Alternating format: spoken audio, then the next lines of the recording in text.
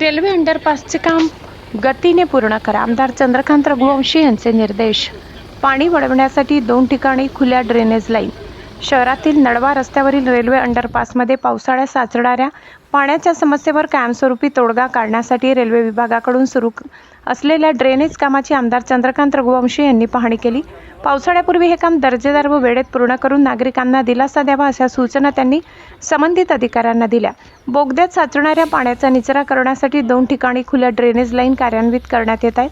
नळवा रस्त्यावरील रेल्वे बोगद्यात दरवर्षी पावसाळ्यात मोठ्या प्रमाणावर पाणी साचत असल्याने वाहतूक वारंवार विस्कळीत होत होती. त्यामुळे रेल्वे पट्ट्यालगतच्या परिसरातील नागरिकांना मोठ्या अडचणींना सामोरे जावे लागत होते. या समस्येच्या कायमस्वरूपी निराकरणासाठी शिवसेना नेते तथा आमदार चंद्रकांत रघुवंशी, नगराध्यक्षा रत्ना रघुवंशी यांनी रेल्वे विभागाच्या वरिष्ठ अधिकाऱ्याकडे सातत्याने पाठपुरावा केला.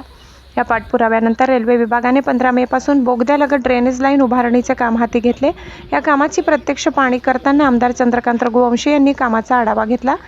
यावेळी बांधकाम सभापती देवेंद्र जैन, पाणीपुरवठा सभापती कैलास पाटील, नगरपालिकेचे नगर अभियंता गणेश गावित, रेल्वेचे सहाय्यक मंडळ अभियंता राधेश्याम मीना तसेच रेल्वे अभियंता सुनील यादव उपस्थित होते. 2 ठिकाणी खुल्या ड्रेनेज लाईन. बोगद्यात साचणाऱ्या पाण्याचा निचरा करण्यासाठी 2 ठिकाणी खुल्या ड्रेनेज लाईनची उभारणी करण्यात येत आहे. एकता नगरकडून एक ड्रेनेज लाईन तयार करण्यात आली असून दुसरी लाईन बोगद्यापासून बापूनगर मार्गे पाताळगंगा नदी लगतपर्यंत नेण्यात येणार आहे. सुमारे 1150 मीटर लांबीच्या या ड्रेनेज प्रकल्पाचे काम सध्या प्रगतीपथावर असून ते लवकरच पूर्ण करण्यात येईल अशी माहिती रेल्वे विभागाने दिली आहे. या कामामुळे पावसाळ्यात रेल्वे अंडरपासमध्ये पाणी साचण्याची समस्या कमी होऊन नागरिकांची वाहतूक व्यवस्था सुलभ होणार असल्याची अपेक्षा व्यक्त केली जात आहे.